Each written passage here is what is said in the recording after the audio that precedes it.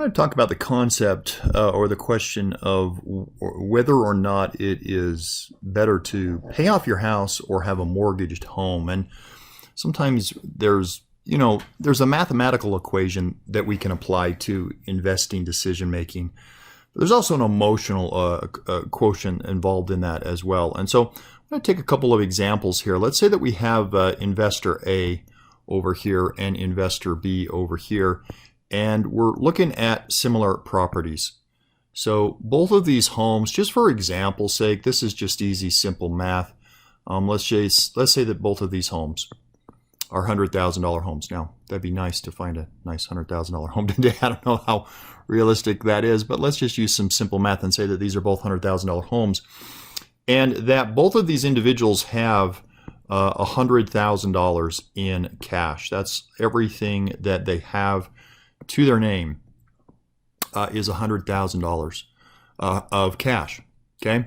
Now, there's a couple of thought processes here, and there's pros and cons to everything that we can do. There is really no panacea out there. There's no one thing that we can do that is all upside and no downside. And so the question is really, what would the scenarios look like if real estate went up? What would scenarios look like if real estate went down? And I would purport to show you here that I believe in any scenario, and that's the key phrase, any scenario, you're going to be better off having a mortgaged property and holding on to your cash.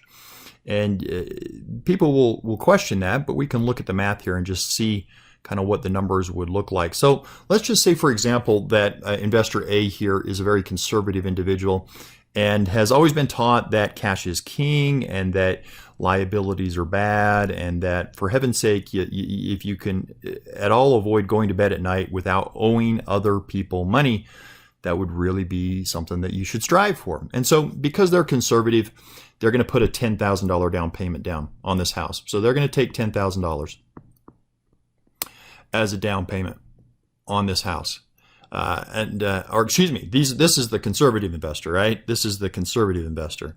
And so he's not going to put $10,000 down on the house. He's not going to take out a mortgage. He's going to use the whole $100,000. And he's going to pay cash for the house, right? So now his cash is gone, but because he's put all of it into his home. Now there's pros and cons with that. Let's just go to investor B for a second, though, and say investor B is a little bit more progressive. He wants to put the minimum down possible, and he does put $10,000 down. Okay, he wants to hold on to his cash for other purposes. We don't know what, but let's just say that he believes in debt.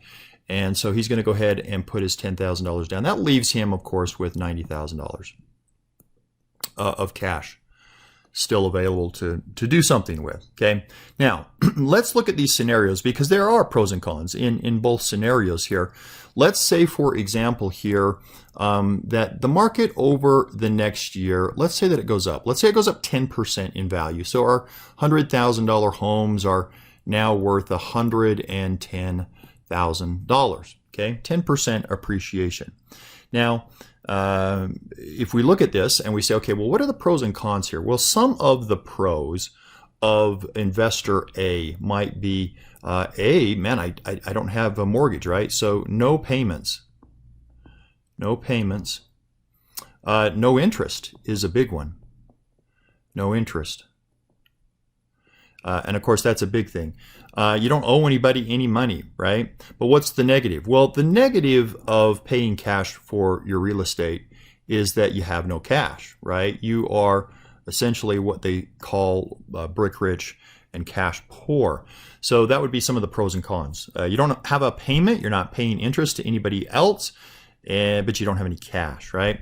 Now, some of the pros and cons of investor B would be what? Well, number one is he does get a deduction. And that matters. Now you may say, well, remember you're spending $1 to get 20, 30 cents back. That's what a deduction essentially is. But it does mean that you have the arbitrage opportunity. Arbitrage TAGE. There we go. Arbitrage opportunity, meaning if you really today are paying about 2.5% on a mortgage, it's about what they're going for today, a 15-year loan, and it really costs you about 1.7% after the tax deduction. The question is, can you earn better than that? Well, I can guarantee you that you can. That's a big word, guarantee, but yeah, there's savings accounts right now. There's CDs at a bank right now that are 2.7, 2.8%.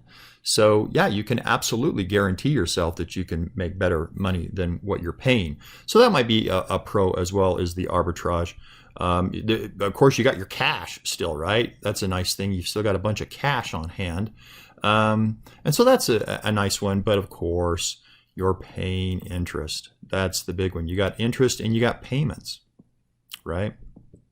Now, I don't know what the payment on a $100,000 loan would be. Probably going to be something around $600 a month, I would imagine. Something like that. So that's the negatives. Now, let's look at the scenario here that we were back to. And let's say that we did have a scenario where we had a 10% increase in value. Homes went from 100,000 to 110,000. Well, of course, that would be a 10% rate of return right here for this investor on his investment. Not on his property, but on his investment. Now, for him, it's the same number because he owns all of his property. So it goes up 10%. His cash value is going to go up 10% as well. Of course, it's a little bit different over here with investor B because he does have leverage involved in this equation. And so if he put $10,000 down and now he has $20,000 in equity, he didn't make a 10% return, he made a 100% return. And of course, that's why so many people talk about investing in real estate using leverage. Real estate historically over the last 35 years has averaged about 3.9% a year increase in value, single family residential homes across the United States. You're not going to get rich on any asset class that goes up 4% a year unless you use leverage. So that's the key. Now, you can see obviously that you're going to be better off in real estate investing if you use leverage and the property goes up in value. The question is, and this is where people that are proponents of cash will say, well, sure, what happens when stuff goes down? Now, this is where I would really say you're going to be better off with the scenario of a mortgage. Why? Well, let's say that it really goes down. Let's say that our $100,000 property falls in value to $50,000. Okay, that would be a big fall. That would be a 50% drop. But that is what we saw. That is what happened in many markets. In Las Vegas, in Phoenix, all throughout southern Florida, all throughout California during the 2009 and 2010 economic collapse. After the stock market crash of 2008, you saw all kinds of properties falling in value like this. $400,000 home selling for $200,000. Now, here's the scenario. I would submit to you, again, that you're going to be better off in this scenario where you have a mortgage. And you say, well, why is that? Well, would you not agree that both of these properties, both properties here that we are looking at, the one that is fully paid for and the one that is pretty much fully mortgaged, both fell in value the same amount? See, a home doesn't care whether it's paid for or fully mortgaged. It's going to go up and down in value the exact same amount, regardless of whether there's a mortgage attached to it or not. So in this scenario here, where we lose 50% of our value, both real estate investors here have lost the same amount of value in their home. Both of their homes have dropped by half. However, the difference is pretty startling. This investor still has $90,000 in cash as a cushion, while this investor has nothing. Okay, here's what's interesting. 42% of all foreclosures during 2009 and 10 in California were homes that were either fully paid for or very close to being paid off. Now you say, well, how can a $400,000 house that's paid for go into foreclosure. Well, first of all, it's no longer a $400,000 house, it's a $200,000 house. Secondly, in California, many of these properties had $10,000 a year in property taxes and insurance costs that you had to pay to maintain those properties. And they were 2 and 3 years in arrears, plus penalties on top of that. Those people owed $40,000, $50,000 in back taxes, and they couldn't pay them. So they lost their paid for free and clear house.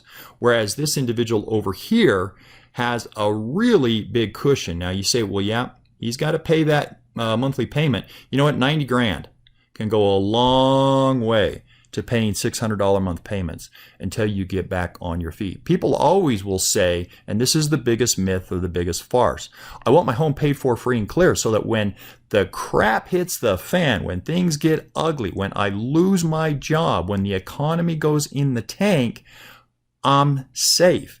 And the reality is that you've never been in a worse situation. You have no cash, and you can't get any cash. Go to your bank when you lose your job. Go to your bank when your home drops in value by 50% and say, I need money. I need a home equity line of credit to float me going forward. It's not going to happen, right? Cash is king. And so really the way to get cash is to be fully mortgaged. I would submit to you, there is no mathematical model that you can show other than what we're showing here that would put investor A ahead of investor B.